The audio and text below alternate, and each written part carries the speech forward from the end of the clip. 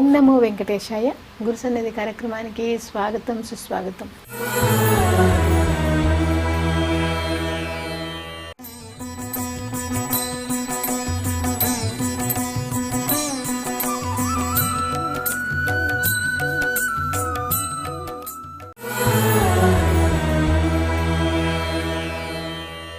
గురు సన్నిధి కార్యక్రమంలో మనము సాహితీ ఆధ్యాత్మిక ప్రవచనకర్త సునీత రామ్మోహన్ రెడ్డి గారిని అడిగి తెలుసుకుందాం.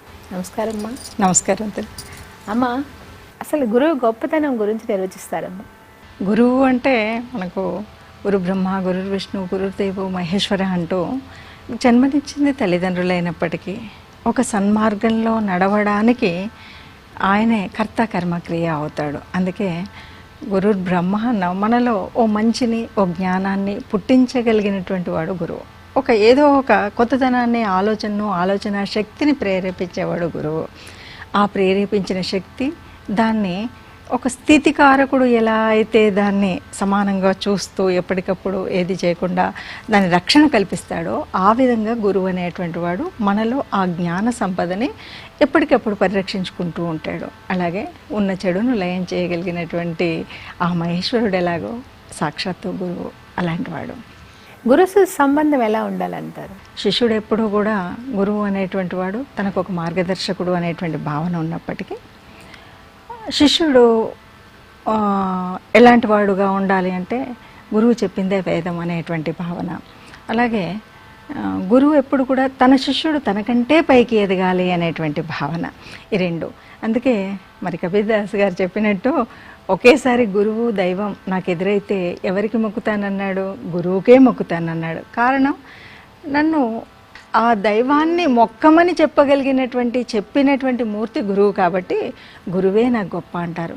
మరి గురు శిష్య సంబంధం ఎప్పుడు అలా ఉండాలి. గురువు చెప్పింది నాకు వేదం అని శిష్యుడు అనుకోవాలి. నా శిష్యుడు నాకంటే పైకి ఎదగాలి అనేటువంటి భావన మనకి గురువుకు ఉండాలి. ఈ గురు సంప్రదాయం ఎప్పటి నుంచి మొదలైందంటారు?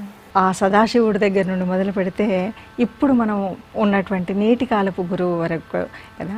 అందుకే ఇప్పుడు మొదలైంది అంటే మనం శంకరాచార్యుడి దగ్గరికి వచ్చేసరికి మధ్యమామనే అంటాము, అంటే ఆయన మధ్యస్థం. అంతకుముందే మరి ఆ సదాశివుడు ప్రారంభించినటువంటి ఆ గురు పరంపర మనకి ఏది చూసినా సరే భారతీయ సనాతన ధర్మంలో నా ఉద్దేశంలో అయితే ముఖ్యంగా మనం ఎప్పుడు కూడా శివపార్వతులిద్దరినీ కూడా మనం సదాశివ సమారంభం కదా ఆ రకంగా ఆలోచిస్తాం. అంతేకాదు మనకి ఒక గురుతత్వం అంటే ఇంట్లో పుట్టేటువంటి గురుతత్వం లాగా, అమ్మ భావంలాగా మనం అలా భావిస్తాం. కాబట్టి ఆ సదాశివుడు మొదలుపెట్టినటువంటి శిష్య సంబంధమే అని చెప్పాలి. తను మీరు చూస్తే చూడండి, ఏ చిన్న వ్రతకథ చదువుకోండి, దాంట్లో ఏముంటుందంటే పార్వతీదేవి ఏమీ తెలియకుండా సదాశివుడిని అడిగితే ఆయన ఆ అమ్మకి చెప్తూ ఉంటాడు. ఏ చిన్న కథ అయినా సరే, ఏదైనా సరే శివుడు చెప్తే పార్వతి. ఆ శిష్య సంబంధం అది సరే భార్యాభర్తలకు కూడా శిష్య సంబంధం ఉందా అని అనుకోవచ్చు. ఉంటుంది.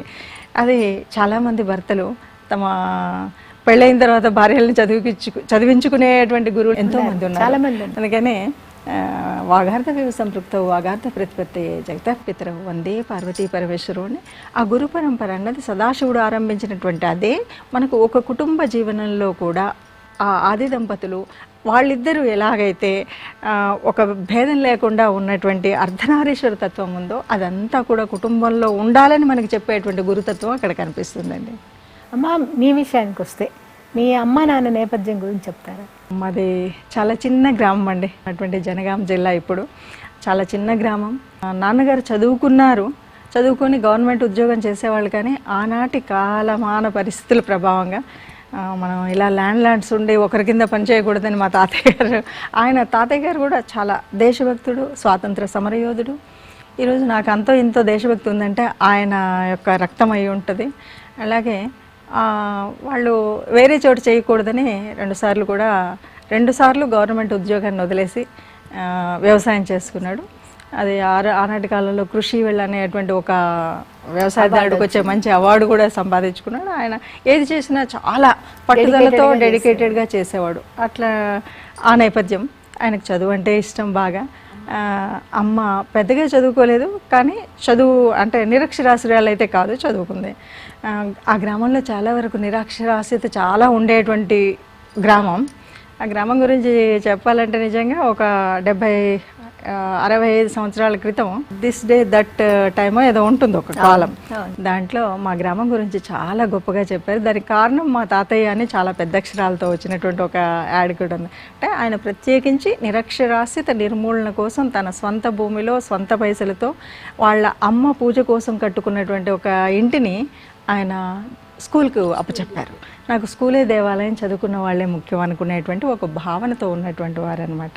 సో అదొక కుగ్రామం. ఒకరు చదువుకుంటే ఆ ఫ్యామిలీ నిలబడుతుంది కదమ్మా.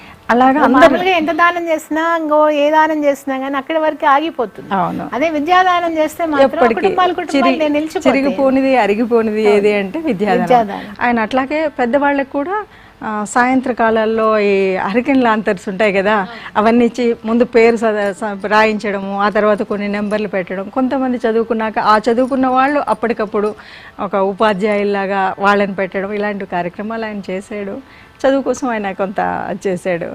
అమ్మ, మీ తర్వాత మీరు ఎప్పుడు మీకు ఈ గురువులు మీకు ఒక స్ఫురణ కానీ, ఒక ఈ ఆధ్యాత్మిక కానీ, సాహితీవేత్తకు కానీ మీకు ఏర్పరిచిన గురువులు, స్ఫురణకు ఉండే గురువులు, ప్రేరణ ఇచ్చిన గురువులు ఎవరండి? అంటే ఇప్పుడు ఆలోచిస్తే నాకు అనిపిస్తుంది, ఇంతమంది నా జీవితంలో గురువులు అయ్యారా, గురువులు నాకు మార్గదర్శనం చేశారా అనిపిస్తుంది. నేను చాలా చిన్నప్పుడు, ఇంకా అక్షరాలు మొదలు పెట్టకముందు, అందరూ అక్షరాభ్యాసం అంటారు కదా, ఆనాటి కాలంలో అక్కడైతే లేదు. మా గ్రామంలో నేను ఏదైతే చెప్పానో ఒక గుడిలాగా బడిని పూజించారని, అక్కడికి మనకి గంగుల సాయిరెడ్డి గారని పెద్ద సాహితీవేత్త, నేటి కాలంలో ఆయన పెద్ద సాహితీవేత్త అని అప్పుడు ఎవరికి తెలుసో తెలియదు. ఆయన అక్కడ ఈ పాఠశాల కోసం మా తాతయ్య పిలిపిస్తే మా ఇంట్లోనే ఉండి చెప్పేవారట. ఆయన ఒడిలో అక్షరాలు దిద్దుకున్నాను. తర్వాత ఆయన అంత పెద్ద సాహిత్యకారుడని, రైతు బిడ్డ లాంటి పెద్ద పెద్ద పుస్తకాలు రాశారని తర్వాత తెలుసు. ఇక చిన్నప్పుడే మనం స్కూల్కి వెళ్తాం కదా, అదే బడిలో చదువుకున్నాం. అక్కడికి వెళ్తే అనంతయ్య మాస్టర్ గారు అని ఉండేవాళ్ళు. ఆయన అంత ప్రత్యేకంగా ఎందుకు గుర్తుపెట్టుకున్నానంటే, నేటి కాలం చదువులాగా ఉండేది కాదండి. కాలం మారుతూ ఉంటే, అంటే క్లాస్ మారేమనుకోండి, ఆ చెట్టు కింద కూర్చోబెట్టి ఆయన మొట్టమొదట బోర్డు మీద ఫస్ట్ డే రాసేవాడు. పసిపిల్లలు ఫస్ట్ సెకండ్ క్లాస్, అరే ఈ సంవత్సరం మనం ఏం కథ చెప్పుకుందాం ఆయన 3 రాసేవాళ్ళు. రామాయణం, భారతం, భాగవతం, ఇలా 3 రాసేవాళ్ళు. మాకందరికీ తెలిసి తెలియక ఏదో ఒక దానికి చెయ్యెత్తేవాళ్ళం, లెక్క పెట్టేవాడు. ఎక్కువ ఏదానికి ఆ కథ ఎలా చెప్పేవాడంటే, ఆయన ఇచ్చినటువంటి పోర్షన్ కాగుణితం అది అందరు చెప్పినాక ఇంత ముక్క చెప్పాలి. అలా సంవత్సరం పొడవునా ఆ కథ జరుగుతూ ఉంటుంది. కానీ నేను ఎంఏ చదివేటప్పుడు ఆయన చెప్పినటువంటి అనేక పేర్లు, ఆ 2వ తరగతి 3వ తరగతిలో ఉన్నప్పుడు చదువుకున్నటువంటి ఒక యయాతి అంటే ఏంటో, ఒక మహాపురుషుల పేర్లన్నీ వచ్చేవి. అవి భారతంలో, భాగవతంలో, రామాయణంలో ఆ రోజు తెలియదు. అవన్నీ తెలియకుండా ఆ పసితనంలో ఆ మెదడులో పడిపోయాయి, అవి ఉండిపోయాయి. అలా అక్కడి వరకు ఉంది. ఇక తర్వాతి కాలంలో నిజం చెప్పాలంటే ఇంటర్ పరీక్షలు రాసిన తర్వాత వివాహం అక్కడితో అయిపోయింది అనుకున్నాం. ఎందుకో నా భర్తకు కాస్త చదువుకున్న అమ్మాయి ఆయన డిగ్రీ అప్పుడు, సరే ఇంకొంచెం చదువుకోవాలనే ఆలోచన ఉండేది. తెలుగు మీడియం నేను 10th క్లాస్ వరకు. తర్వాత ఏమో 2 సంవత్సరాలే ఇంగ్లీష్ మీడియం, ఏదో ఎంబీబీఎస్ కోసం అని గుంటూరు వెళ్ళి చదివాం. ఈ సమయంలో ఈయన చదవమంటారు. మనదేమో కంబైన్డ్ ఫ్యామిలీ, కాలేజీకి వెళ్ళడానికి లేదు, డిస్టెన్స్ ఎడ్యుకేషను, ఇంగ్లీష్ మీడియంలో చదవమంటారు. నాకు రాదు అంటే నేను చెప్తాను కదా అని ఆయన ఒక రకంగా చాలా విషయాల్లో అంటే నేను పుట్టింది పల్లెటూరు, తెలియదు. ఈ సిటీలో మాత్రమే తిరిగినటువంటి ఆయన చాలా విషయాల్లో మార్గదర్శనం చేసి ఒక గురువుగా, అంటే ప్రతి పాఠం కూడా పొద్దున 4 గంటల నుండి 5 గంటల వరకు పాఠం చెప్పినటువంటి వాడే అనమాట. అంటే ఈరోజు తర్వాత ఎన్ని చదివినా మొదట ఆ డిగ్రీ కనుక చేయించకపోతే ఈరోజు నేనేం చదివేదాన్ని కాదు. అది చదవడానికి ప్రోత్సహించినటువంటి వాడు. అప్లికేషన్ దగ్గర నుండి నాకేం నింపుకోవడం రాదు. అలాంటి పరిస్థితుల్లో పాఠం చెప్పినటువంటి గురువుగా, అంటే చదువు ఉంటే ఇది బాగుంటుంది అని. తర్వాత వన్ మోర్ చాలా ఇంపార్టెంట్ది ఏంటంటే అండి, time sense and systematic way of life. చాలా డిసిప్లిన్, అదొకటి నేర్చుకున్నానండి వాళ్ళ దగ్గర. ఇంకా తర్వాత 5 పీజీలు, 1 పిహెచ్డి, 2వ పిహెచ్డి ఆస్ట్రాలజీలో ఇప్పుడు చేస్తున్నాను. ఎంఏ మొదట నేను డిగ్రీ చదివించాక వారే అన్నారు, నీకు తెలుగు అంటే ఇష్టం కదా, తెలుగు చేసుకొని. తెలుగు చేశాక ఏదో ఆ రుచి మరిగినట్టుగా, నేనేదో ఆ యూనివర్సిటీని మర్చిపోలేనట్టుగా అక్కడి నుండి ఇంకా ఎంఏ ఇంగ్లీష్ చేశానండి. ఎంఏ ఎకనామిక్స్ చేశాను, సాంస్క్రిట్ చేశాను తెలుగు యూనివర్సిటీలో. దాని తర్వాత ఆస్ట్రాలజీ చేశాను. అంటే సాగి కమలాకర్ శర్మ గారు ఇలాగే కసిరెడ్డి గారికి మేము వాళ్ళ దగ్గరగా కొన్ని సాహిత్య కార్యక్రమాల్లో రెగ్యులర్గా ఉండడం. ఈ మన ఉస్మానియా యూనివర్సిటీలో ఎప్పుడైతే ఆస్ట్రాలజీ వచ్చిందన్నారు, నేను అడిగాను శర్మ గారిని, నేను చేయాలనుకుంటానండి అంటే, మంచిదండి అది జాయిన్ అవ్వండి అన్నాడు. అప్పుడు అక్కడ జాయిన్ అయినాం. అంటే అప్పటి వరకు నాకు కసిరెడ్డి గారు మార్గదర్శకులు అయితే, ఈ ఎంఏ ఈ స్పిరిచువల్ థింగ్స్ వీటిలన్నిటిలో సాయి కమలాకర్ శర్మ గారు గురుతుల్యులండి. అమ్మ మీరు చేశారన్నారు కదా, ఈ సంప్రదాయానికి ఆచారానికి మధ్యలో ఉండే సంబంధం ఏంటమ్మా? మనకు సినారయ్య గారు చెప్పినట్టు సంప్రదాయం అంటే అదేం లేదు, కనబడకుండానే ఒక మజ్జిగ చిలిగితే వెన్నెలాగా ఎలాగ పైన ఉంటుందో అలా ఉండేటువంటిది. ఈ సంప్రదాయం అనగానే అవి ఆచారాలేమో మనము మన పెద్దలు ఆచరిస్తూ పూర్వీకుల నుండి వస్తున్నాయి. సంప్రదాయాలు కొన్ని చోట్ల మారుతూ ఉంటాయి. ఈ సంప్రదాయాలు అనాదిగా తరతరాలుగా వచ్చిన అదొక క్షీరధారలాగా మనం తరం నుండి తరానికి ముందుకు వెళుతున్నప్పటికీ సంప్రదాయాలు ఒక ఇంటి నుండి ఒక ఇంటికి వెళ్ళేటప్పటికి మారుతాయి. అంటే మనం అంటుంటాం యుగ సంప్రదాయాలు. ఇలా ఏంటంటే ఆ యుగంలో ఆ వయసును బట్టి, ఆ ఆయుష్ను బట్టి, ఆ ఆహారాన్ని బట్టి ఆ సంప్రదాయం వేరు. అలాగే ఈ సంప్రదాయాలు కూడా ఒక ప్రాంతాల్లో ఒకలాగా ఉంటాయి. కొన్ని సంప్రదాయాలు చూడండి, మనం మంగళసూత్రాలు అంతటా వేసుకోరు, కానీ మంగళసూత్రం మనం ప్రత్యేకం అంటాం.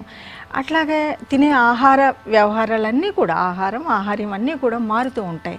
ఈ సంప్రదాయాలు ఎలా ఉన్నాయంటే ఆ భౌగోళిక పరిస్థితులను బట్టి కానీ, అక్కడ ఉండేటువంటి వాతావరణ పరిస్థితులు కానీ, లేదంటే ఇంట్లో ఉండేటువంటి ముందు నుండి వాళ్ళ ఇంట్లో పాటించేటువంటి ఒక రాజ కుటుంబం అనుకోండి, వాళ్ళ సంప్రదాయం వేరే ఉంటుంది. ఒక మామూలు కుటుంబం, జమీందారి కుటుంబం ఇంకొకలాగా ఉంటుంది. మామూలుగా ఉండేటువంటి నిత్యం కర్మ చేసుకునేటువంటి కర్మశాలలు ఉంటారు కదా, వాళ్ళది ఒకలాగా ఉంటుంది. అంటే పొద్దున్న లేవగానే ఏ పని చేయాలనేటువంటి సంప్రదాయంతో మొదలవుతుంది. ఇప్పుడు అదే కనుక ఒక వైదిక కుటుంబంలో పుడితే ఉదయం లేవగానే నువ్వు భూమాత ప్రార్థన దగ్గర నుండి మొదలు పెడితే రాత్రి నిద్రపోయేటప్పుడు మళ్ళీ శాంతి మంత్రం చదువుకునే వరకు ఉండేటువంటి సంప్రదాయం కొన్ని ఇళ్లలో ఉంటుంది. కాబట్టి సంప్రదాయం వేరు, ఆచారం వేరు. మేము ఇలాగే ఆచరిస్తాం. అందుకే చూడండి, అత్తింటి ఆచారం వేరే ఉంటుంది, పుట్టింటి ఆచారం, ఎందుకంటే ఆచారం మారుతూ ఉంటుంది. అమ్మ వాళ్ళ ఇంట్లో ఇట్లాగే వండుతారు అంటాం, అమ్మ వాళ్ళ ఇంట్లో ఇలాగే పూజ చేస్తారంటారు. అలాగే అమ్మ వాళ్ళ ఇంటికి వెళ్ళినప్పుడు మా అత్తయ్య వాళ్ళ ఇంట్లో ఇట్లా చేస్తున్నారని చెప్తుంటాం. అంటే ఇవి మారుతూ ఉంటాయి, ఇంటింటికి పద్ధతులు మారుతూ ఉంటాయి. అమ్మ సంఘ జీవనంలో ఈ సాంప్రదాయాలు, ఈ ఆచారాలు, సంప్రదాయాలు సంఘ జీవనానికి ఎంత మాత్రం ఉపయోగపడతాయండి? చెప్పాలి అంటే ఏ ఆచారమైనా, ఏ సంప్రదాయమైనా తప్పనిసరిగా మనం ఒక సనాతన ధర్మాన్ని నిలుపుకోవాలి, అది ముందుకు వెళ్ళాలి అంటే ఆచార సంప్రదాయాలు తప్పనిసరిగా పాటించాలి. సంఘానికి ఉపయోగపడతాయి. ఎలా అంటే మనం చెప్తూనే ఉంటాం, సంగత్వం సంవాదత్వం అంటూ వేదంలో మనం ఇన్ని మాటలు చెప్పుకున్నాం. అంటే కలిసి మాట్లాడాలి, కలిసి నడవాలి అనేటువంటి ఒక బోధన చేసింది కదా. సంఘ జీవనంలో ఎలా ఉంటుంది అంటే ఒక ఆచారం. ఇప్పుడు ఈరోజు మనం ఇంట్లో పండగ చేసుకుంటున్నాం, లేకపోతే పెళ్లి చేసుకుంటున్నాం. ఇప్పుడు పెళ్లి చేసుకుంటే చిన్నబొజ్జ శ్రీరామరక్ష నా ఇంట్లో వాళ్ళు ఉంటే చాలు అని అనుకునేది కాదు కదా. నేనేం చేస్తాం, ఎదిగింటిని, పొరుగింటిని, పక్కనున్న వాళ్ళని, ఎదురింటి వాళ్ళని, మనకు మంచి చేసే వాళ్ళని, మనతో ఉన్నటువంటి వాళ్ళని అందరినీ పిలుస్తాం కదా. మరి అలా అందరినీ పిలవాలి అంటే ఒక ఆత్మీయత, అనురాగం ఇవన్నీ పెంపొందించేటువంటివిగానే ఉంటాయి కదా. ఈ ఆచారం ఉండబట్టి కదా నువ్వు పిలిచావు. నా ఇంట్లో ఈరోజు నేను పసుపు కుంకుమ ఇచ్చుకునే ఆచారం ఉందంటే ఇరుగు పొరుగుని మనం పిలుస్తాం, లేదు అంటే వాళ్ళ కోసం వెళ్తాం. అందుకని ఆ ఆచారంలో ఓ మాట పెడతారు, ఓ సామెత ఉంటుంది, పసుపు కుంకుమ కోసం పదాముడలైనా వెళ్ళాలి అంటారు. ఎందుకంటారు అంటే ఈ ఆచారంలో ఇది పెట్టారు కాబట్టి వాళ్ళ వెళితే ఇది ఒకటే ఉపయోగం అంటే కాదు. దాంట్లో సామాజిక ఉపయోగం ఏముందంటే ఆ ఉన్నటువంటి 10 మందిలో వాళ్ళని కలుపుకొని నిలుపుకొని వాళ్ళతో మాట్లాడి వాళ్ళ యొక్క పద్ధతులు, ఆచారాలు ఇవన్నీ నేర్చుకోవడానికి ఒక ఉపయోగం ఉంటుంది. అంటే మనం మన ఇంట్లోనే ఉన్నామనుకోండి, మన వరకే ఇదే ఆచారమేమో అనుకుంటాం. బయటకు వెళ్తే అది ఎలా ఉందో తెలుస్తుంది, వేరే వాళ్ళ ఆచారాలు ఎలా ఉన్నాయో తెలుస్తాయి. ఈ రెంటిని కూడా సమన్వయం చేసుకుంటూ ముందుకు వెళ్ళి మనం ఎంతసేపు నేను నాది అనేటువంటిది ఆ భావన ఉండాలి. నేను నాది అన్నప్పుడే ఈ దేశం నాది, ఈ ధర్మం నాది అనేటువంటి భావన కూడా ఉంటుంది. ఆ నాది నుండి వచ్చేటువంటి మనం ఏదైతే ఉందో దాన్ని నిలుపుకోవాలంటే ఆచారాలు ఉండాలండి. అమ్మ మీరు తెలంగాణ నుంచి వచ్చారు కాబట్టి తెలంగాణ పండగల మీద, అంటే మిగతా పండుగలకి, మిగతా వాళ్ళ పండుగలకి, తెలంగాణ పండుగలకి ఒక ఆషాఢ బోనాలు అనేది, బతుకమ్మ పండుగలు అనేది వేరుగా వస్తాయి. ఇవి స్పెషల్గా ఉంటాయి. మిగతా దానిలలో అంత కోస్తా జిల్లాల్లో ఆ విధంగా ఉండవు. ఈ ఆషాఢ బోనాల గురించి, తర్వాత ఈ బతుకమ్మ పండుగల గురించి చెప్తారమ్మా? ఇప్పుడు ఆషాఢ మాసంలో బోనము అనేది కేవలం తెలంగాణ ప్రాంతంలో ఉంటుంది. అయితే ఇక్కడ ఇంకొక చిన్న వేరియేషన్ ఉంది. ఈ ఆషాఢ బోనాలు హైదరాబాద్ నగరానికి అంటే భాగ్యనగరం వరకే పరిమితి. చుట్టుపక్కల ఉన్న ఎక్కడైనా తెలంగాణలో చూడండి అది ఎలా ఉంటుందంటే శ్రావణంలోనే బోనం ఉంటుంది. మరి ఎందుకు ఈ వేరియేషన్ ఉంది అని అంటే చాలా రకాలైనటువంటి కథాకథనాలు ఉన్నాయి. మనం మహంకాళి బోనం చేసుకునేటప్పుడు ఏంటంటే అక్కడ సికింద్రాబాద్లో మహంకాళి అమ్మవారి బోనం ఏదైతే ఉందో అది అక్కడెక్కడో ఉజ్జయిని నుండి అమ్మవారిని తీసుకొచ్చి పెట్టారు అంటారు. కారణం అప్పుడు ఆయన ఏదో మిలిటరీలో పనిచేశాడు, సూరటి అప్పయ్య అంటారు.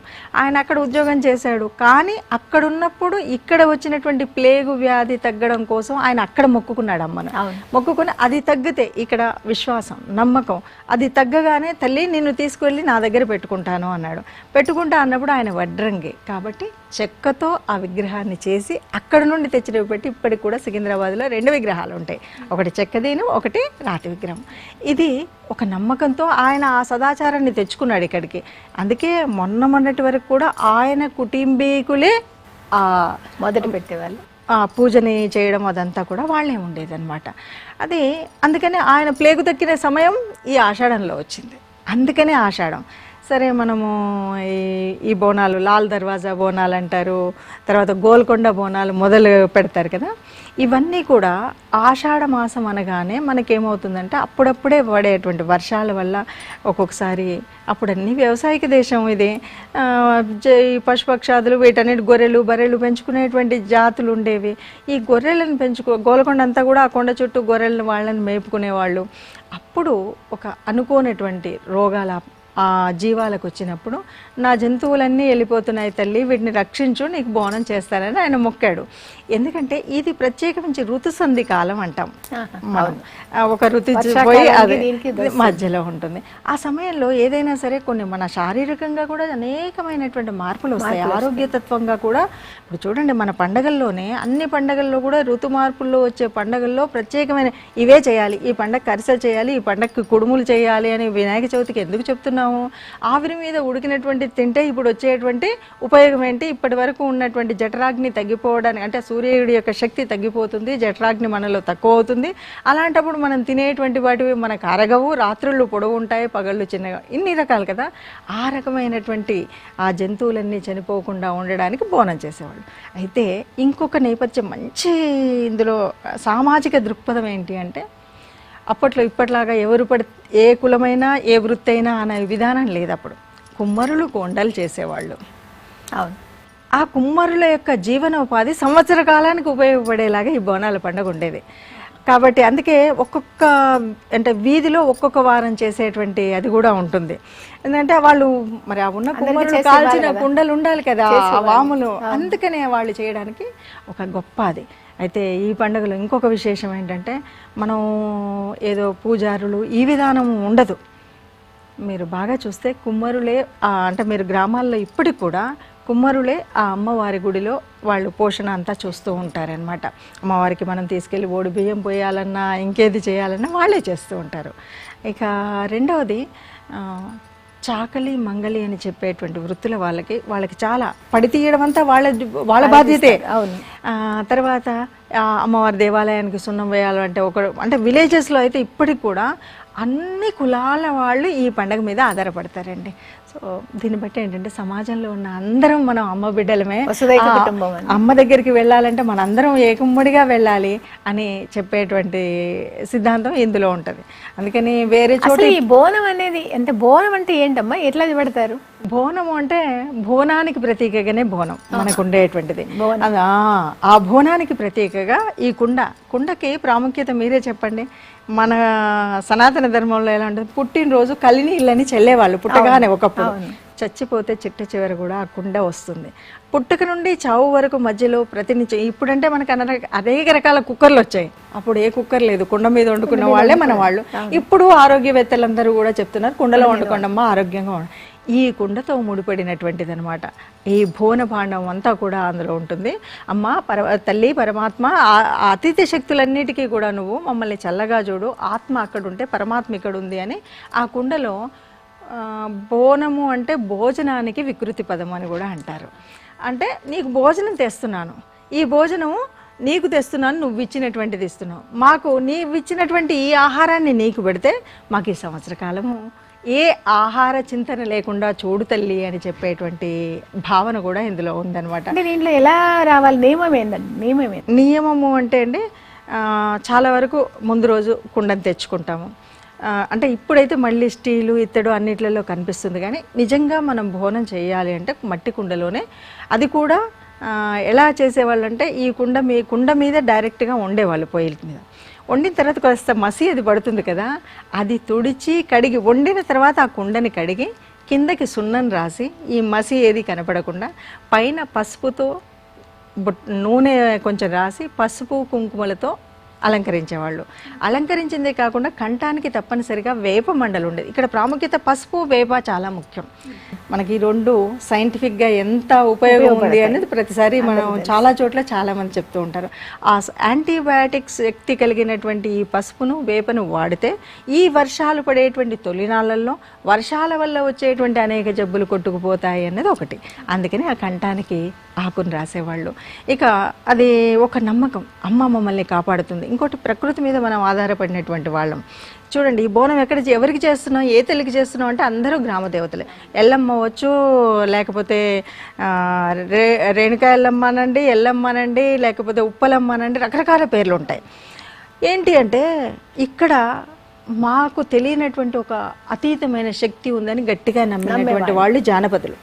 ఆ జానపదులు వాళ్ళ పొలం దగ్గర ఏదైనా రక్ష కావాలనుకుంటే ఓ బండను పెట్టేసి ఈ బండ కాదు అమ్మ అని పసుపు రాసి మొగ్గు పెట్టి, అమ్మ తల్లి నువ్వే మాకు ఎల్లమ్మవి, ఎల్లల్లో కాపు కాచే తల్లి ఎల్లమ్మ, పొలిమెరలో కాచేటువంటి తల్లి, ఇలా ఒక్కొక్క దానికి మన కట్టమైసమ్మ అంటారు. ఆ కట్ట దగ్గర నువ్వు కాపాడు తల్లి, ఈ కట్ట తెక్కకుండా అంటే మనకు తెలియనటువంటి అతీతమైన శక్తి ఏదైతే ఉందో అది అమ్మవారి స్వరూపం. మనం వైదిక సంప్రదాయంలో మనం అమ్మకి అనేక నామాలు ఉన్నాయి. ఆ నామాల్లో మనం ప్రత్యేకించి కొన్ని నామాలను తీసుకొని మనం అనుకుంటాం. మాసంలో వారాహి నవరాత్రులను చేస్తాం. ఆ వారాహి దేవిని వీళ్ళు వారాహి నవరాత్రుల్లో కూడా అమ్మవారు మరి రైతుకు సంబంధించినటువంటి అమ్మవారిగానే చెప్తాం. కాకపోతే గుప్త నవరాత్రులు అంటాము. కాస్త తాంత్రిక ఉపాసకులు ఎక్కువగా చేస్తుంటారు. కానీ ఇక్కడ ఏంటంటే జానపదులు అనుకునేటువంటి జ్ఞానపదులు చేసేటువంటి పూజ. అంటే ఇక్కడ ఇంకో మాట ఉంది, పిల్లలకి ఎక్కువగా మసూచి అది వచ్చేది, అది రాకుండా ఉండాలి అంటే తప్పకుండా అమ్మకి బోనం తీసి పెడితే ఉంటుంది.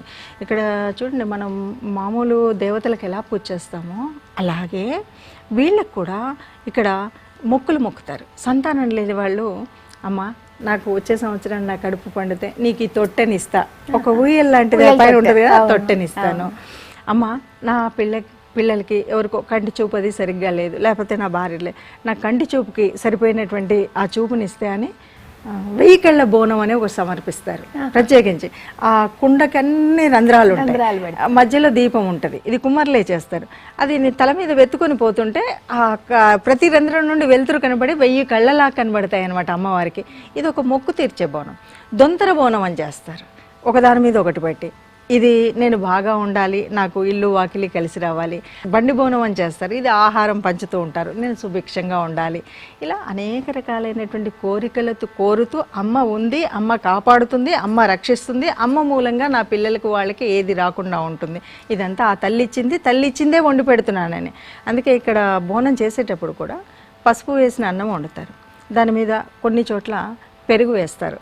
యాదవులకు పాలు ఎక్కువగా పండుతాయి కాబట్టి కొంతమంది చింతపండు పులుసు వేస్తారు. ఇది రకరకాలుగా మారిపోతుంది పైన వేసేది. ఎందుకంటే ఎవరికి ఏది పండుతుందో అది అమ్మకి ఇస్తున్నాం. అమ్మ నువ్వేమిచ్చావో నీకు అది ఇస్తున్నాం, మమ్మల్ని మాత్రం కాపాడు తల్లి. ఇది మన కోరిక, ఒక నమ్మకం, విశ్వాసం. ఈ అనంత శక్తి ఉంది అని, సైంటిఫిక్గా ఏదో ఎనర్జీ ఉంది అని ఏదైతే మన సైన్స్ చెప్తుందో అదే శక్తి ఉందని తరతరాల నుండి నమ్మినటువంటి జాతి కాబట్టి. అమ్మ తర్వాత బతుకమ్మ పండుగ గురించి. బతుకమ్మలో కూడా కొంత అయితే ఇక్కడ బోనాల్లో కూడా చిన్న మార్పు ఉందండి. ఎక్కడ చేయరా అంటే కోస్తా ఆంధ్రాల్లో కూడా చిన్న చిన్న మొక్కులప్పుడు వండి తీసుకువెళ్తుంటారు, అలా చేస్తారు. కానీ ఇలా కేవలం ఇప్పుడే చేస్తారు అన్నది ఉండదు. ఇక్కడ ఏంటంటే ఇక్కడ చేస్తారు, ఇంటి ఆడపిల్ల తప్పకుండా రావాలి, ఆమె బోనం వెతకాలి, కొన్ని నియమాలు ఉంటాయి.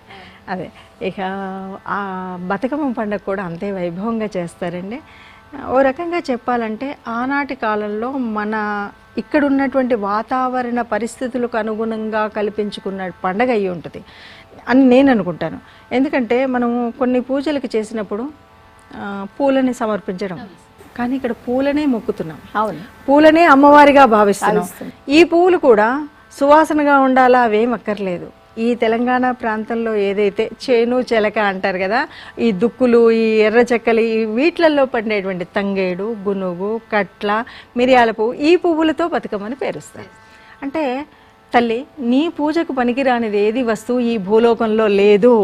ఈ ఈ విశ్వంలో పుట్టిన ప్రతిదీ కూడా నువ్వు సృష్టించిన సృష్టే. ఎవరిని చిన్నచూపు చూడడానికి లేదు. అంటే ఇటు మనుషులైనా, జంతువులైనా, పశుపక్షాదులైనా, ఒక పుష్పమైనా, చెట్టైనా అందరికీ ఒక ప్రత్యేకమైనటువంటి అది ఉంటుంది అని చెప్పేటువంటి భావన మనకు ఆ బతుకమ్మ పండుగలో కనిపిస్తుంది. అయితే ఇక్కడ కొంత చూస్తే ఏదైతే వైదికంగా మనం నవరాత్రులు, దేవీ నవరాత్రులు చేస్తూ ఒక్కొక్క రోజు చేస్తామో, ఏదైతే మేరువును మనం పూజిస్తామో శ్రీచక్ర ఆరాధనలో, అదేవిధంగా మీరు బతుకమ్మను చూసినట్టయితే బతుకమ్మ పేర్చే విధానంలో చక్కగా మేరు ఆకారమే ఉంటుంది. పైకి వస్తుంటే మేరు ఆకారం. మరి ఒక రకంగా అదే పద్ధతి పాటించినట్టు ఇక్కడ మధ్యలో ముద్ద పసుపు ముద్దతో చేసి హరిద్ర గౌరమ్మ అని అదే గౌరీదేవికి పూజ చేస్తున్నాం.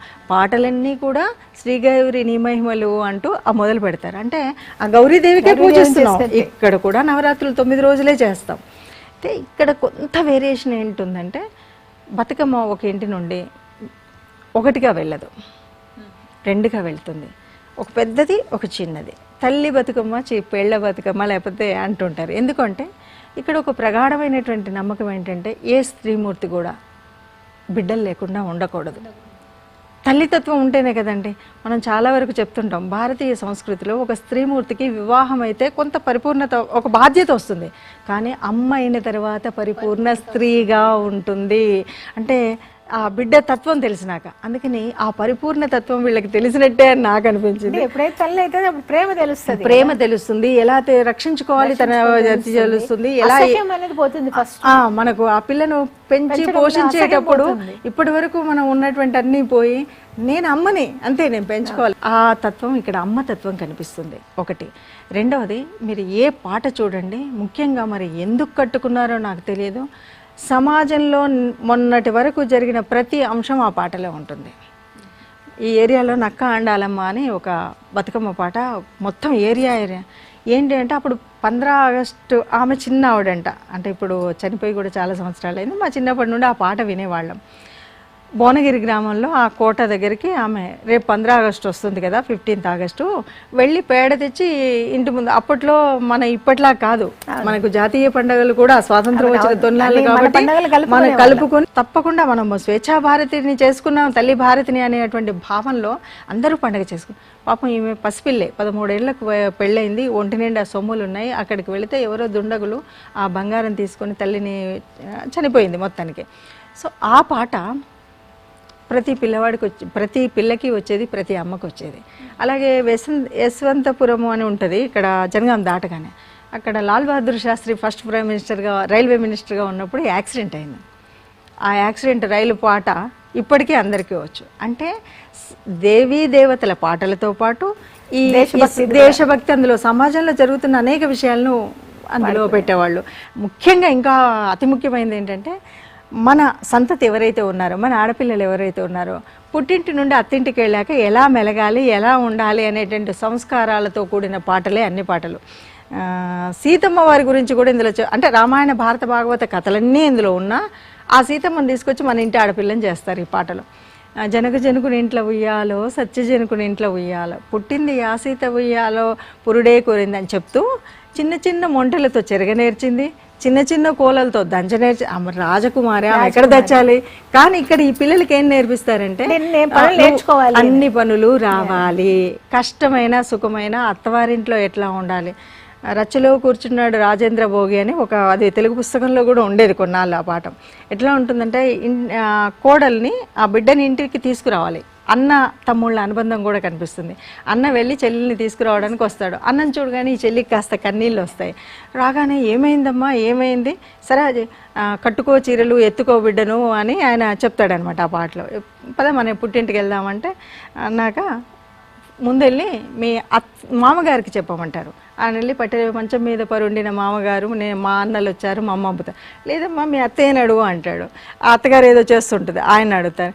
లేదమ్మా మీ బావగారిని అడుగంటారు, ఆయన కుర్చీలో కూర్చొని ఉంటారు. లేదమ్మా మీ అక్కని అడుగంటారు, పెద్ద తోటికోడల్ని.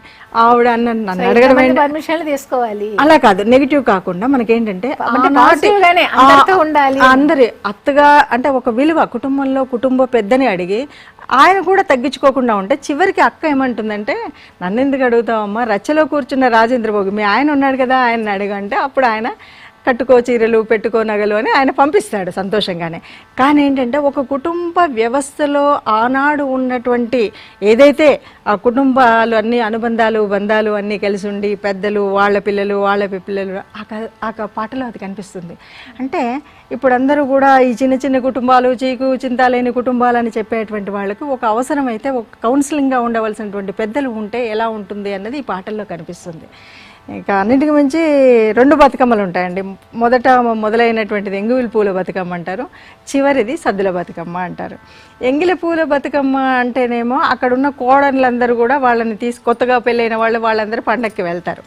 వెళ్తే కొత్త వాళ్ళందరికీ పరిచయం చేస్తారు. పెద్ద బతుకమ్మని సద్దుల బతుకమ్మ అంటారు. ఇది ప్రతి బిడ్డ అంటే ఒక 60 ఏళ్ళు వచ్చిన ఆవిడ కూడా వాళ్ళ అమ్మాళ్ళ ఇంటికి వెళ్ళిపోయి ఆడుకుంటారు. 9 రోజులు ఒకటే బతుకమ్మ, ఏ రోజుకి ఆ రోజు పేర్చుకోవాల్సిందే, ఏ రోజుకి ఆ రోజు తంగేడు గునుగు తెచ్చుకోవాల్సిందే, ఏ రోజుకి ఆ రోజు. అంటే 9 రోజులకు 9 పేర్లు ఉన్నాయమ్మా? అది అన్ని ఇప్పుడు పెట్టిన పేర్లు, కానీ నిజానికి రెండే సద్దుల బాది. అప్పట్లో పూర్వపు రోజుల్లో అయితే 9 రోజులు ఆడడానికి ఎవరూ వెళ్ళేవాళ్ళు కాదు. ఇప్పటికి కూడా 9 రోజులు ఆడకూడదు. మధ్యలో 6వ రోజు అర్రేము అనే ఒక తెలంగాణ మాండలిక పదం ఉంటుంది. అర్రేము అంటే ఈ పండగలో ఆ రోజు గౌరమ్మ అలిగి ఇంటికి వెళ్ళిపోయిందంట, అందుకని ఆడరు ఇప్పటికి కూడా. కానీ ఇప్పుడు కొద్దిగా మార్పులు చేర్పుల వల్ల ఆడుతున్నారు. అన్ని చోట్ల ఆటలు అనేది ఒక అంటే ప్రభుత్వ సంబంధంగా ఆడడం కాబట్టి అట్లా చేస్తున్నారు. కానీ అప్పుడు ఆడినప్పుడు ఇప్పుడు మనకు ఈ డీజేలు పెడితే ఏ చప్పుడు వస్తుందో అప్పుడు చప్పట్లు చరిస్తే అలాంటి చప్పుడే వచ్చింది. అందరూ ఒకరు చెప్తే పాట ఆ పెద్ద ఆవిడ చెప్తుంటే అందరూ పాడితే అలాగుండే. ఇప్పుడు డీజేలు వచ్చాక పాట పోయింది, ఆట కూడా పోయింది.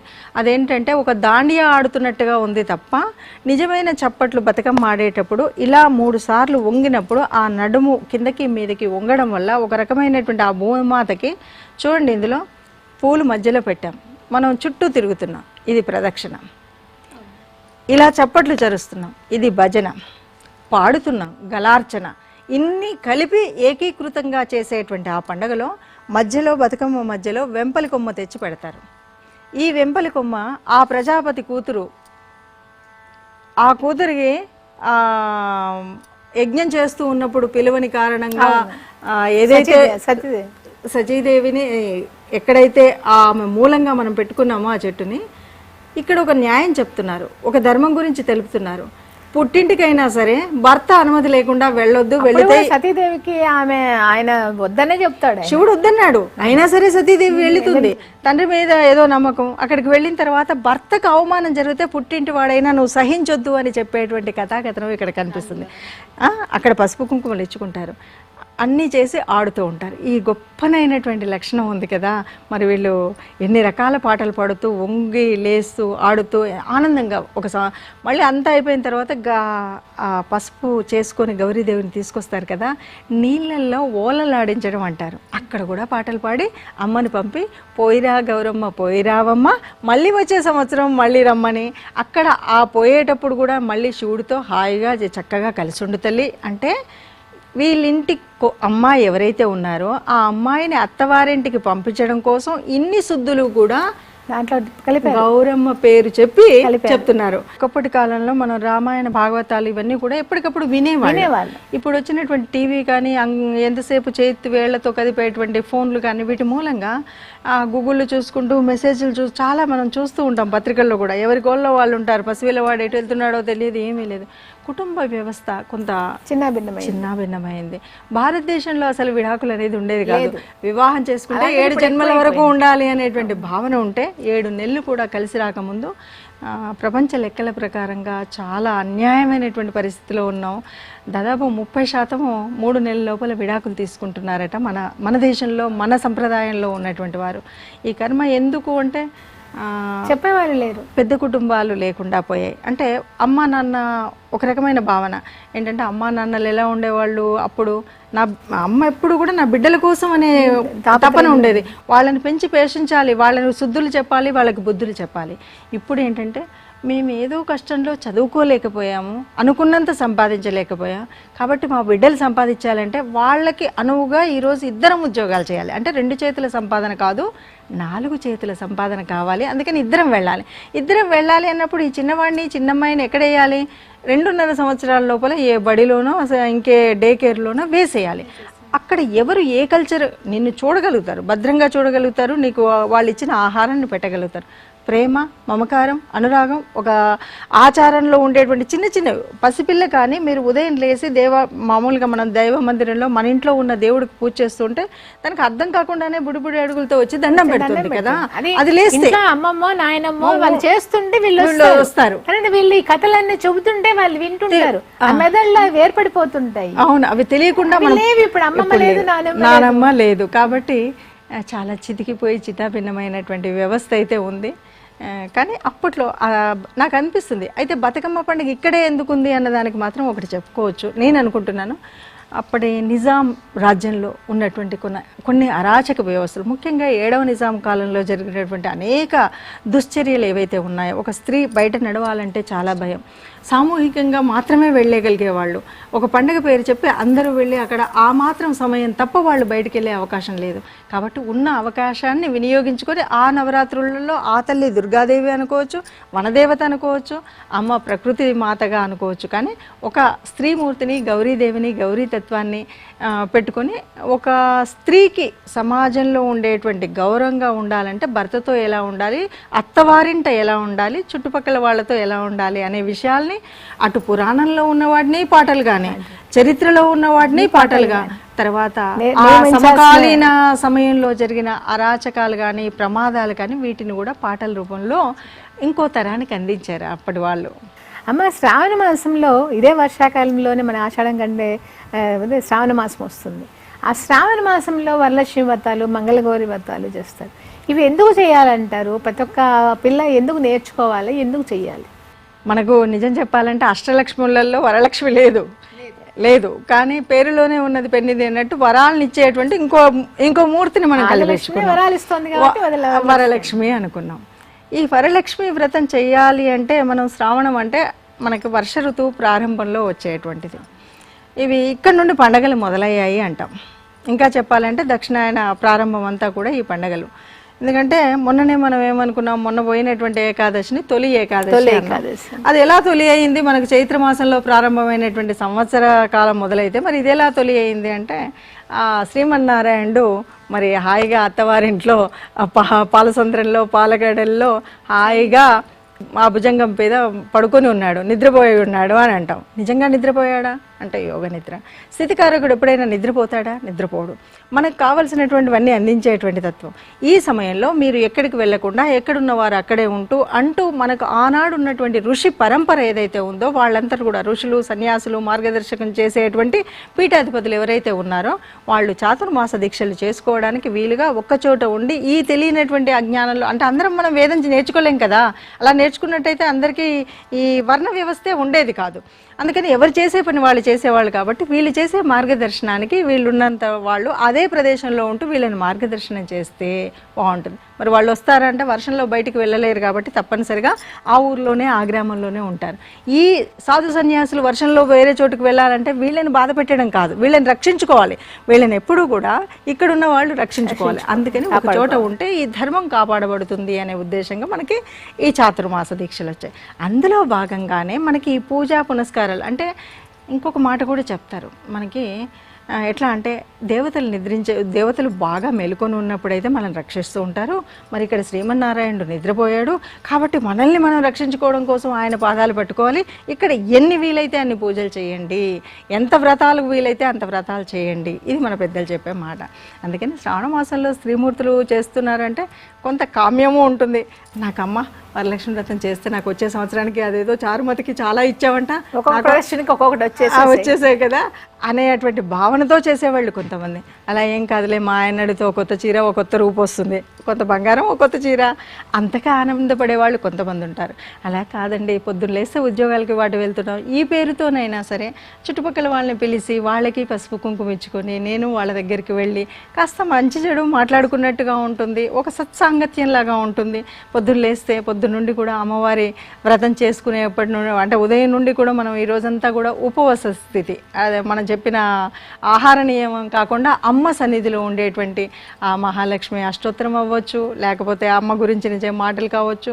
ఇవన్నీ కాదు, నాకేం తెలియదండి, నేను చాలా లోపల ఉన్నాను, ఏదో అందరూ చేస్తున్నారు నేను చేస్తున్నా అనేటువంటి మామూలు సామాన్య జీవనాన్ని సాగించేటువంటి వాళ్ళల్లో కూడా ఆ చారుమతి కథ అయితే వింటారు కదా. చారుమతి కథ విన్నప్పుడు మంచి మతి మంచి బుద్ధి అన్నారు. అందులో మళ్ళీ చెప్పింది ఇదే, ఆమె పొద్దున్న లేస్తే భర్తను ఎట్లా గౌరవించింది, అత్తమామలకు ఏ రకమైనటువంటి మర్యాద చేసింది, చుట్టుపట్ట వాళ్ళతో ఎలా ఉంది. అంటే ఈ సమాజం బాగుండాలంటే ఈ లక్షణాలు ఎప్పుడూ ఉండాలి. ఉండాలి అంటే ఏదో పండగ పేరుతో మనకు తెలుస్తూనే ఉండాలి. అందుకే ఓ పెద్ద మనిషి అంటారు, ఈ పండుగలు అనేటువంటివి ఈ 4 రోడ్ల కోడల్లో ఒక సైన్ బోర్డు లాంటివి అంటారు. ఎందుకంటే ఆ పండుగ రోజు ఈ మంచి చెడు ఏదో ఒకటి నేను ఎటు వెళ్ళాలి, నా మార్గదర్శనం ఏంటి అనేటువంటి విషయం తెలుసుకోవడానికి వీలవుతుంది. కాబట్టి ప్రతి పండుగ ఉండాలి. ఆ పండుగలో ఈరోజు వద్దన్నా కాదన్నా కాళ్ళకి నేను పసుపు రాసుకోవాలనుకుంటాను, నేను బొట్టు పెట్టుకోవాలనుకుంటాను, వచ్చిన వాళ్ళకి బొట్టు పెడతాను, ఏదో శనగలు అవి ఇవి, ఇది వాయనం, ఇది అందులో ఆ కథలో ఇలా చెప్పారన్నారు. ఒరే ఇందులో ఏముందండి, శనగలే కదా అని అంటే, శనగలు కూడా ఇప్పుడు చెప్తున్నటువంటి వాళ్ళు మీరు బ్యూటీ పార్లర్కి వెళ్ళక్కర్లేదమ్మా, విటమిన్ ఈ ఉంటుందంట, అది మీ ముఖ సౌందర్యానికి మరింత మంచిదంట, ప్రోటీన్స్ స్త్రీలకు బాగా కావాలంట, ఇవి చెప్తే బాగా ఇష్టపడతారు కదా. ఇలాంటి ఇష్టాలు పొందడం కోసం అందరినీ కలిపి నిలుపుకునేటువంటి తత్వం అండి.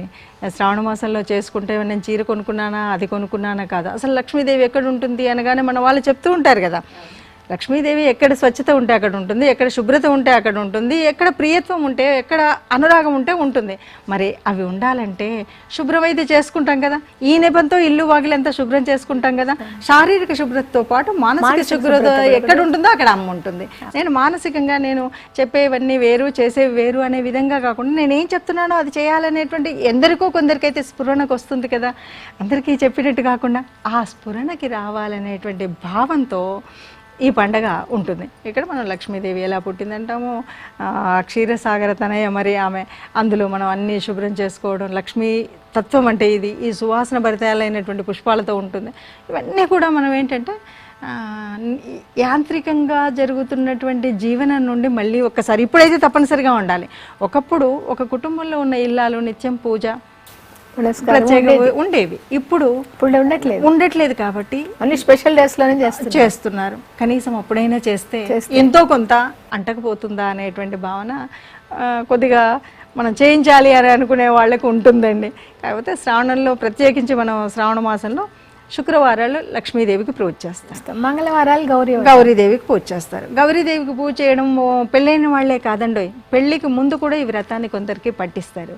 ఆ పిల్లలు చేసిన తర్వాత, పెళ్ళైన తర్వాత ఆ వ్రతాన్ని తీర్చడం అనేటువంటిది ఒకటి ఉంటుంది. కొంతమంది సంవత్సరాలు చేస్తారు, కొంతమంది 5 సంవత్సరాలు చేయించి ఆ వాయనం ఇచ్చేసి ఏదో 11 అట్లు ఇట్లా ఏవో ఉంటాయి, ఆ నియమం ప్రకారంగా వాయనం ఇస్తారు.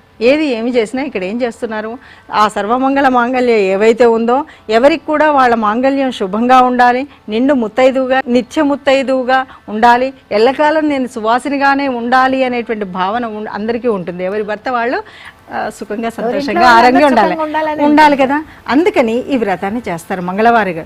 మరి అమ్మకే ఎందుకు చేయాలి, లక్ష్మీదేవికి నిన్న మొన్న చేసినప్పుడు ఆమె ఇవ్వలేదా ఈ వరం, మరి మళ్ళీ మంగళవారం ఎందుకు చేస్తున్నారంటే, మంగళవారంలో మనకి ఉన్నటువంటిది ఏంటంటే పార్వతీదేవి ఆ పరమేశ్వరుణ్ణి పొందడానికి కొన్ని వేల సంవత్సరాలు తపస్సు చేసింది. ఆమె పంచాగ్నుల మధ్య తపస్సు చేసింది. తర్వాత ఇంకా ఏంటి, అపర్ణగా ఆమె పేరు, ఆకులు మాత్రమే, ఆ తర్వాత అవి కూడా మానేసింది. అలా ఎన్నో సంవత్సరాలు చేస్తే ఆఖరికి ఆయన కూడా అంత తపస్సు చేసినా కూడా నిజంగా ప్రేమ ఉందా లేదా అని ఈ పెద్ద మనిషి వచ్చి పరీక్షిస్తాడు కదా. ఆయన ఎందుకు చేసుకోవాలంటున్నావు, ఆయనకేమైనా చీనీ చైనాంబరాలు ఉన్నాయా, ఏనుగు తోలు కట్టుకుంటాడు, చర్మం కట్టుకుంటాడు, ఆయనకేమి ఆభరణాలు లేవు, పాములను మెళ్ళ వేసుకొని తీసుకుంటాడు, నీలాగా సుగంధ ద్రవ్యాలు వేసుకునేటువంటి వాడు కాదు, బూడిద పూసుకుంటాడు, శ్మశానంలో ఉంటాడు, ఆయన ఎందుకు చేసుకుంటావు అంటాడు. అప్పుడు ఈమె ఆ కోపంతో చూపెట్టినటువంటి ఆ కళ్ళల్లోని కోపానికి వాటికి అప్పుడు అమ్మో అనుకోని కదా నిజస్వరూపాన్ని చూపెట్టాడు పరమాత్మ. మరి అలాంటి తల్లి అన్ని సంవత్సరాలు చేసినటువంటి ఆ అమ్మ అవసరమైనప్పుడు ఏం చేసింది, క్షీరసాగర మదనం జరిగేటప్పుడు విషం తాగమన్నా గరళ్ళని రాగానే ఏ దేవుడు అక్కడ రెడీగా లేడు, మరి లోకమంతా లోకాలన్నీ మునిగిపోతాయి. అప్పుడు ఆ తల్లి మృంగెడివాడు విభుండంట, మృంగెడిది గరళమని తెలిసి కూడా ఆ తల్లి మింగమన్నది. ఎందుకంటే ఆ మాంగళ్యం మీద ఆమెకు అంత నమ్మకం, తన మాంగళ్యాలకు మంచి రక్షణ. ఎందుకంటే ఆమె మామూలుగా తెచ్చుకున్న మాంగళ్యం కాదు కాబట్టి అంత గట్టి నమ్మకం ఉంది కాబట్టి ఆయన గరళ కంట్రోల్లాగా అక్కడ పెట్టుకున్నాడు, ఆగిపోయింది. అందరూ సుఖంగా సంతోషంగా ఉన్నారు. అంత విశిష్టమైనటువంటి తల్లి కాబట్టి ఆ తల్లిని పూజిస్తే నీ మంగళ్యాలకు కొదవలేదు. కాకపోతే ఇప్పుడు ఈ మంగళగౌరి వ్రతం అయితే చేస్తారు కానీ చాలా మంది మంగళసూత్రాలను మాత్రం పక్కన పెట్టేటువంటి సంస్కృతిలో కూడా దిగిపోయారు. అవునమ్మా, ఇప్పుడు మంగళసూత్రాలు ఎక్కడ ఉన్నాయంటే లాకర్లో ఉన్నాయి, లాకర్లో ఉంటాయి. దానికి నవరత్నాలు పెట్టించిన లాభం లేదు, డైమండ్స్ పెట్టించిన లాభం లేదు. భారతీయ సనాతన ధర్మంలో ఉన్నప్పుడు కొన్ని పూజలు చేసినప్పుడు లేకపోతే ఎవరో పెళ్ళిళ్ళు అన్నప్పుడు నేను తయారవడంలో కాదు, నిత్యం నీకు ఆడంబరాలు అక్కర్లేదు, భక్తి భావంతో నిత్యం చేసేటువంటి పూజా విధానంతో మనం కనీసం మంగళసూత్రాలు అనేటువంటి ఈ కుటుంబ గౌరవానికి ఇచ్చినటువంటి, అంటే కుటుంబ నేపథ్యంలో ఒక జీవన లక్షణం ఇది. దాన్ని సరిగ్గా పెట్టాలి కానీ ఎక్కడో మనము లాకర్లో పెట్టేటువంటిది కాదు. అమ్మనైతే అందుకు పూజ చేస్తాం. అయితే ఇక్కడ ఇంకొక శ్రావణ మాసం అంటే ఇది మాసం అంతా నోముల మాసం అండి, వ్రతాల మాసం అండి. శుక్రవారం అమ్మకు పూజ చేస్తే శనివారం తప్పకుండా వెంకటేశ్వర స్వామికి పూజ చేయమని చెప్పారు. ఎందుకు చేశారు ఈ 4 సంవత్సరాలంటే, అమ్మకు ఒక్కదానికి పూజ చేస్తే ఎప్పుడు కూడా అమ్మ సంతోషపడదు, ఆ అయ్యను కూడా కాస్త కొలిస్తేనే అమ్మకు సంతోషం. అట్లాగే ఇక్కడ సోమవారం అయ్యకి చేస్తే మంగళవారం అమ్మకి చేయండి, అలా చేస్తేనే మనకు ఉంటుంది. ఆ మధ్యలో మరి పరమాత్మ బుధవారం రోజు తప్పకుండా శ్రీరాముడికి చేయాలి. మీ అందరి కష్టాలు తీర్చడం కోసం నేను మానవుడిగా పుట్టి నేను ఎంతసేపు దశరథుడి కుమారుణ్ణే అన్నాడు కానీ ఎక్కడా కూడా ఏ చిన్న దైవత్వాన్ని తన జన్మకాలంలో ఎక్కడా కూడా చూపెట్టకుండా మామూలు మానవుడిగా ఎంత కష్టం వచ్చినా ఏ నష్టం వచ్చినా ఏది ఏమైనా ధర్మాన్ని వీడకుండా ధర్మాచారంలో నేను ఇలాగే ఉంటాననేటువంటి ఆ షోడశ గుణాభిరాముణ్ణి బుధవారాలు పూజ చేస్తే మనకు వారాలన్నీ పోతాయి. దాంట్లో పౌర్ణమి, మళ్ళీ ఏకాదశి, ఇవన్నీ పూజ చేస్తే శ్రావణ మాసం అంతా కూడా పూజల మాసమే కదండి.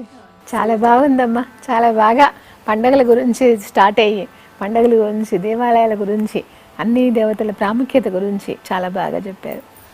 ధన్యవాదాలు. ఇది ఈనాటి గురుసన్నిధి కార్యక్రమం. ఓం నమో వెంకటేశాయ. దేవీ నవరాత్రుల్లో మీరు శ్రీచక్ర పూజ చేస్తున్నారు.